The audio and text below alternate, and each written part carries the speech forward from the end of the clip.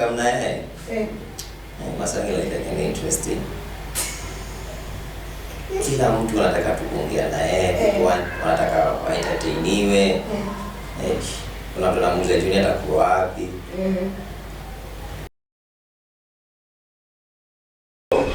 Hello, habari zenyu. Good news, certified properties. These are the lands that ziko thika. So tunaziuza 1.8. My friend, kuna stima. Sijamaliza, tulia. Kuna chuo, maji nayo.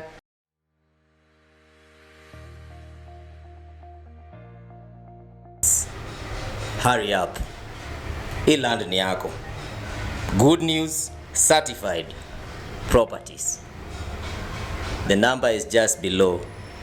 Hapo chini Yeah, just below. Good news, certified properties. Karibu sana. Wow.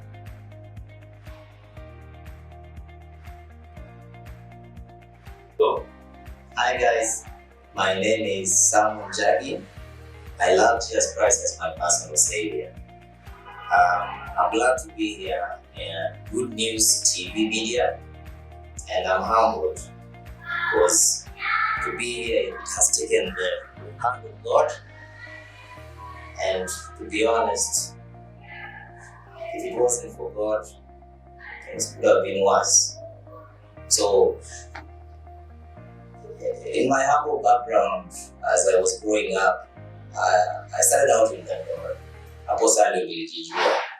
That's where I found myself as a liver, Dandora, phase 5. For those people who know phase 5.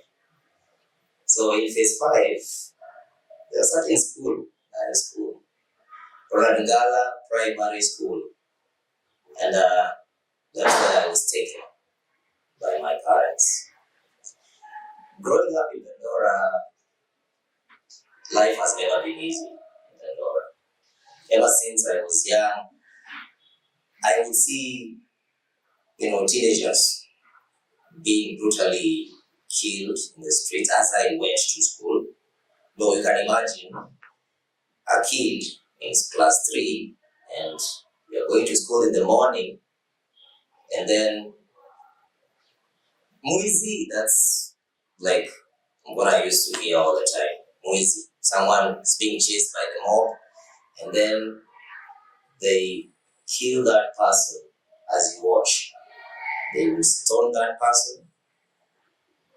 And before I get class 8, I had seen that countless times. People being burned, police shooting very young people. Some of them were even in my school. So, tukamaliza class 8. But then, at this age, that's when I'm a teenager now, I joined, this kind of company, friends. And as time went by, they started showing me how to make a quick buck. Hapo sasa ndo nataka kutengeneza doa haraka to survive. Yeah, in the beginning I thought it was cool. I mean, you could take anything you want. Watakusaidia, but that is crime. So after like 3 months that mwanza shule, 3 of my friends were killed after they had gone to a supermarket and robbed the supermarket. It is close to the terminus, for those people who might know, phase 5. So they happened to hurt that shopkeeper in the supermarket. And then there was a police. He was rescued. His name was Samson. Samson, that's what they used to call him. He hunted them until later on, siku satano, he shot them dead. Now the thing is, my life changed. With the death of my friends, I had to like move away from Dandora because I was a suspect. Although I had not taken part in that robbery, I had to like vacate, and that's what my parents decided. So guess where I went? Imagine I went to Nyahururu. A guy who has been raised in Dandora, now you have to go live Ushago because your parents are fearing that you'll also get shot and die. And that's probably what would have happened to me. So I went to Nyahururu. Nyahururu, no civilization. I mean, hakuna TV.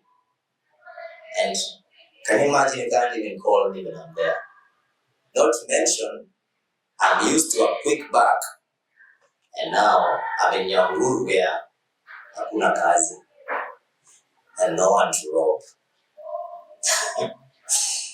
So I'm in Nyahururu now. I didn't know what to do. Yes, I was lost in Dandora because I was in crime. But now I'm in Nyahururu and I don't know where to start. No friends. And there's like kazi wanafanyanga huko, kulima, basically farming. So if you want to make a quick buck, there's nothing like quick buck in Nyahururu. It's like you have to work the whole day. A farmer comes and anakulimia 20 feet and then 20 steps again. And after you're done digging there, that's 200. I mean, nimetoka Nairobi juzi.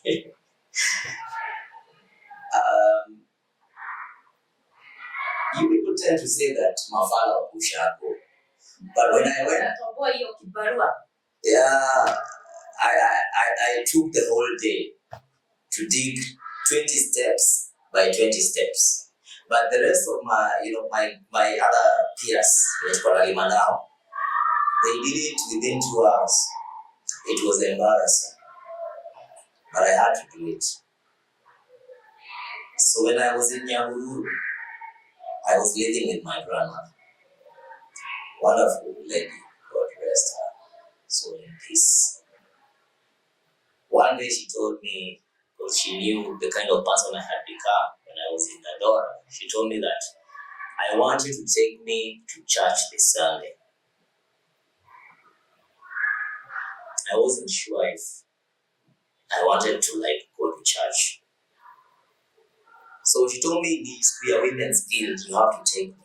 And I'm like, yeah. So my name is her late husband's name. So I'm basically her husband. That's what she would tell me, my husband, you're taking me to church. And I was like, I had no choice. That's my name.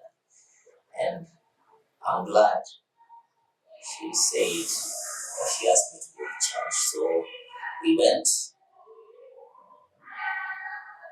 and I enjoyed myself. For the first time in my life, I saw what it means to be in a platform where there are Christians, people who care, people who are very welcoming and loving. And then she forced me to sing a song. Yeah. A song from, Golden Bells, What a Friend We Have in Jesus. So I started singing. And it was your first time to be in church? No, I had previously been in church, but, to be in front of people sing a gospel song, really, is not in I was not used to doing that. I was used to singing, yes, but not singing gospel music. The kind of people I was living with in Dandora were rap, Gangsta, something like crunk, kujiachilia tu. Yeah, we don't care. So that's what I was used to. But here comes my grandmother and I'm saying, what a friend we have in Jesus. And I'm feeling so much peaceful. So I decided that gospel music it is. I met Jesus Christ that day because I knew I had to change. And to be honest, church was the remedy. Yeah. because the things that I had that day, even the pastor, even the women from the women's guild, the things they told me, I realized that I was wasting my life. I also realized that the talent that I had was more sufficient in church than any other place. I also came to know that there are other things, talents in me that could have been wasted if I had continued with the crime life that I was living in Dandora. I went to secondary school and I was still in my room. So it was a boarding school, but near to my grandmother's place, my home. And now that is my home, my original home. They want to speak Kikuyu for God's sake. So, yeah, there were challenges which were very important. Because then again, I came to realize that many people, and no matter how much you knew about shame is not even supposed to be spoken anyway. And Kikuyu, I mean, how do you call yourself a Kikuyu if you can't speak Kikuyu? You see? So every time I spoke shame, I lost friends. In high school? Yes, in high school, because it's a school in Ushago. So there you kizungu mingi, hiyo ni kwa kitabu, that's what they knew. And shame, that does not exist in our platform. So I had to switch. Nikalan Kikuyu, Ebo, and this move, to be honest, I thank God, this move saved my life. I started becoming focused in what really a young man should be doing, like my future, what do I want to become? And I also became more interested in even writing gospel music. God makes you influential. God makes you perfect. God changes you and changes your future. And that's what he did to me. Ulimaliza high school? Yeah, eventually I did. And I came to learn Kikuyu vizuri. And yeah, B minor si mbaya. Because if I was in Dandora, we would have been talking about 6 feet under. It's not funny, but I'm laughing. My friends back in Dandora who died, they never got the chance that I got. I can't sit here and tell you that the things I went through were tough. They weren't. It's only that my mind was lying to me. They were very vital, according to God's plan, to save my life. I thank my mom and my dad for that move, and my grandmother, who forced me to sing What a Friend We Have in Jesus in church. And now I know he's really a friend. I finished secondary school, but my dad passed on, and my B minor helped me a lot. Because I came back to Nairobi, and can you imagine I came back to the same place, Dandora Phase 5, but this time around, new focus is that I don't want to see the youth die. You lived in Nairobi when? So that is 2002. Yeah, I've been living in like Dandora Phase 5 for the last 2 years until now. I joined Apostolic Church. For those who know, it's still in Phase 5. And in that church, we've done concerts. All this ni ya kuvutia youth, so that you can remove them from bad company, bad vices, and bring them closer to church so that you can be able to change their mindset. Show them the way that no one got to show us when we were young. It has always been tough for me to see young people dying. It's tough.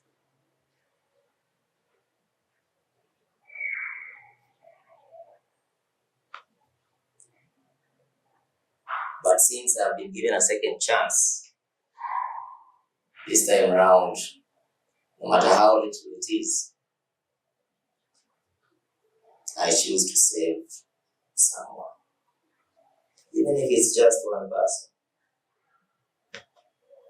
Because I got a chance. I certainly got perfect, not because I was worthy, but I was given that chance, and now I feel like I have to pay back to society. Nowadays, I sing praise and worship. I speak to any youth in Dandora, mostly in the streets, draw them to church, then, as we grow together. Through the Bible, there's so much mentorship in our church, and I've realized my talent is singing. I choose to sing gospel. But the youth that have come to the church now, through the ministry that we are offering as the youth, because now this is a movement now, we are like a group. Started out alone, now we are a group. We do concerts, and we speak about. So it's serious. Okay, the committee itself, the youth keep on coming to church. So I can't give you a significant number. The only thing I can say is that members, the members in the youth, real members, we have their names. We're like about 60 of us. So the rest, wale mayouth wanakuja, they're not sure, but they are being drawn by these, concerts that we do. So once they come to church, we now have a chance to introduce them to Jesus Christ, who's a real friend, and then we sharpen their talents. Everyone has a talent. Yeah. Given a chance, everyone is important, and everyone deserves a chance. So some of them wanakuwa drug addicts. Such people wanahitaji more help that I can't offer, but we know where to connect them to. I'm glad when I see that it may change some youths. I'm glad when I see someone who was lost, smiling in a way that there is hope for life in the future. And what brings me joy a lot is to know that at least they know what they have to do now, because they've been set on a course, not the way we used to do it back when I was in Dandora, when I was young. No one used to show us the way. So I thank God for this. Umetuambia wewe ni mwimbaji. Yes. Ama you are a gospel artist.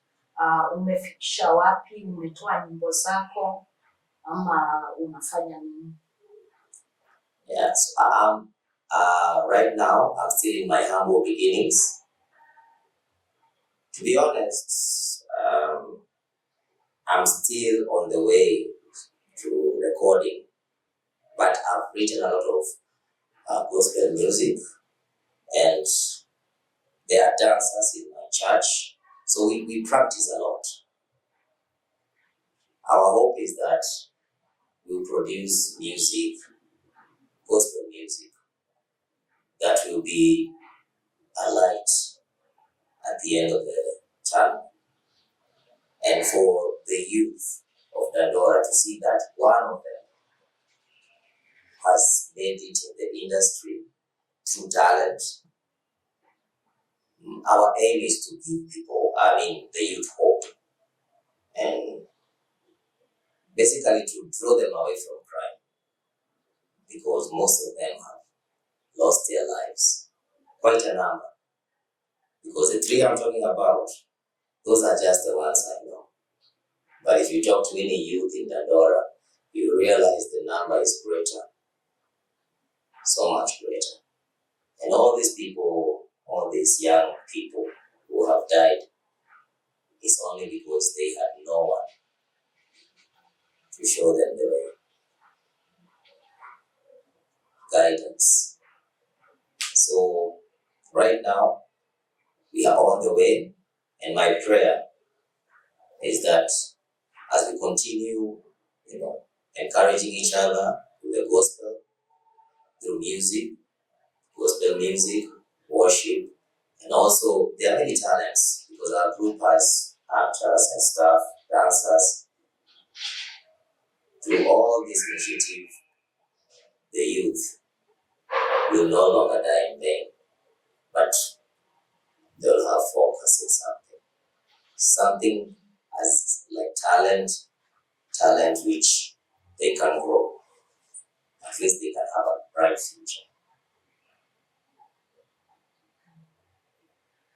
Unaweza ambia au vijana mwenye anataka kuingia kwa crime na hajaingia, ama mzazi mwenye akona mtoto anataka ameingia kwa crime, unaweza waambia nini, ama unaweza kwa advice ya jibu according to your experience? Crime does not pay. Crime kills you. You get shot, basically. Hapo kuna story ingine. Yeah, you go rob someone, you'll get shot.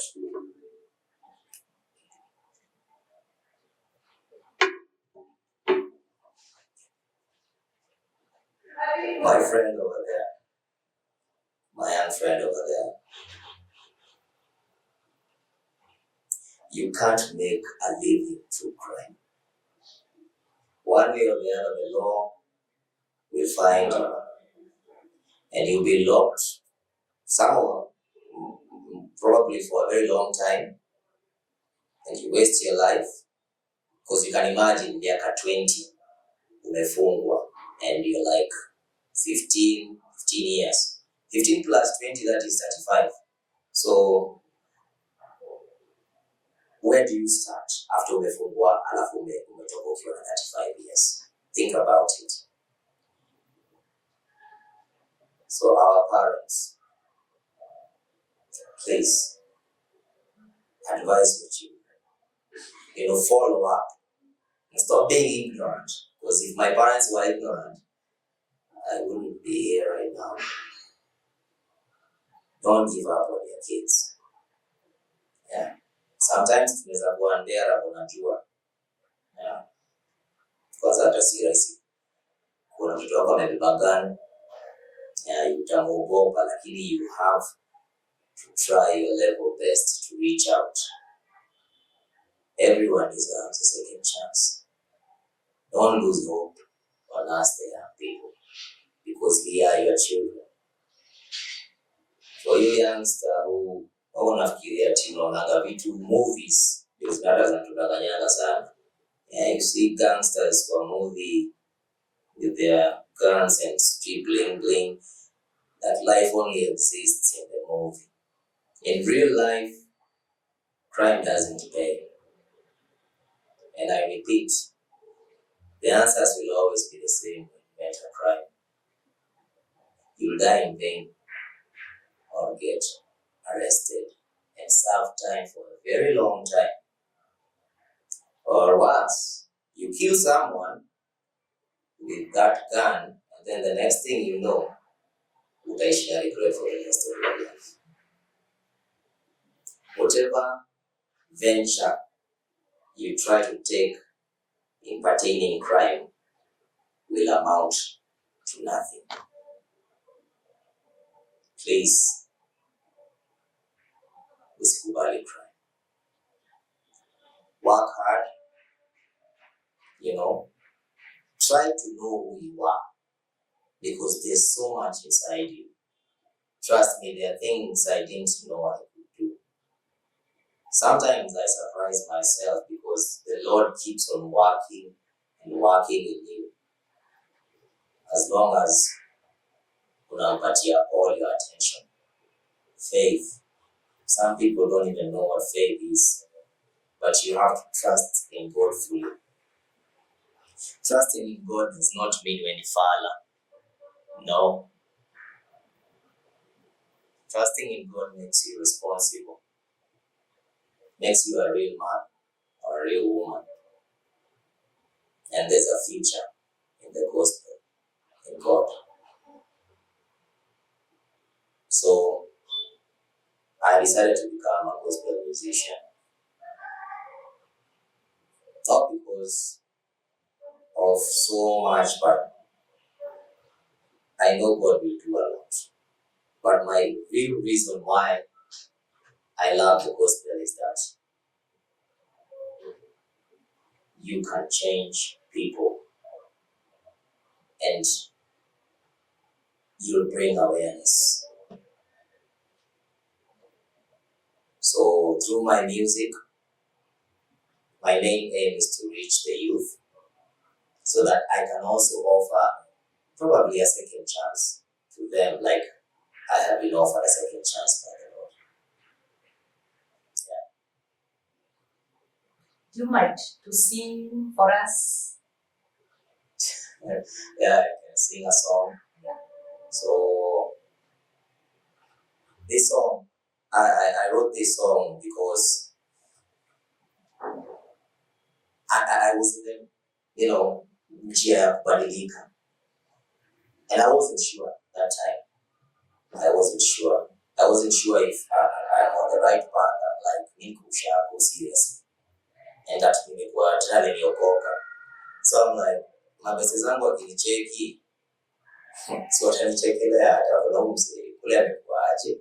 So I wrote this song because I figured out that hata wakinibeba vibaya ama at the end of the day it's just between me and my God. And the rest doesn't matter.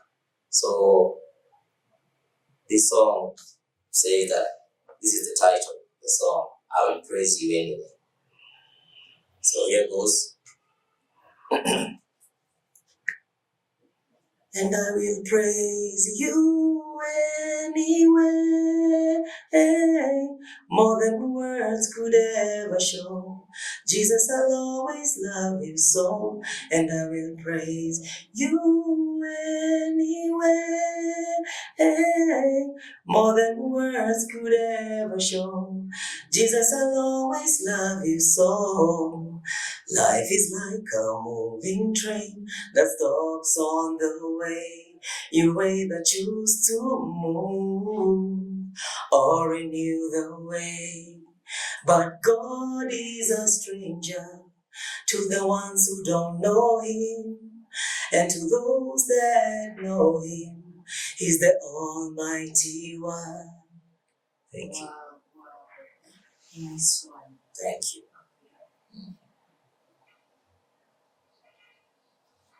Umepanga kurelease wimbo wako when? So my plan is as soon as possible. Soon as possible, because time waits for no man. I'm wrong. So probably 2 weeks from now, we'll be doing a single. Yeah, single. I'll start with a single and make sure that the video is out so that we can reach as many youths as possible. I'm very sure kuna mayouths wa kutoka Uma, si just Dandora, Madare, there are so many. So through this gospel, through this music, we want to reach as many youths as possible so that many can turn to God. And even though kuna wengine wanaonanga hapana, mimi siwezi kuingia mambo ya gospel. Yeah, as long as unaimba, hiyo ni kazi. So umetoka kwa crime. So if I can influence someone to sing whichever, music you choose, as long as you're not doing crime, then I think that's a win. And at the end of the day, God is being, praised. Soon, coming soon. So for those who would like to reach me, my name is Samuel Jagi. So my telephone number 0724 503 078. Facebook, Samuel Jagi. Yeah, you find me there. This place is all over.